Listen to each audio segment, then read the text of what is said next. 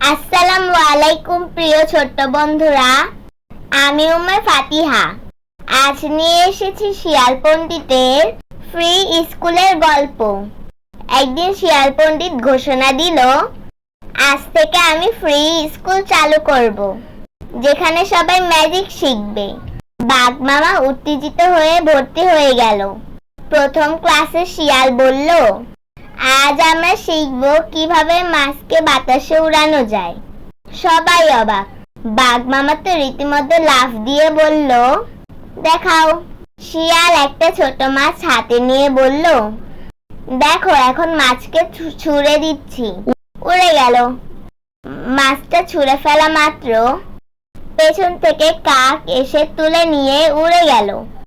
সবাই হাসিতে ফেটে পড়ল। ম্যাজিক নয়, আসলে কাকের কাজ। শিয়াল শেষে বলল, শিক্ষা যে কোনো কিছু হতে পারে, তবে তা যেন উপকারী হয়। ইসলাম আমাদের উপকারী জ্ঞান অর্জনের কথা বলেছে।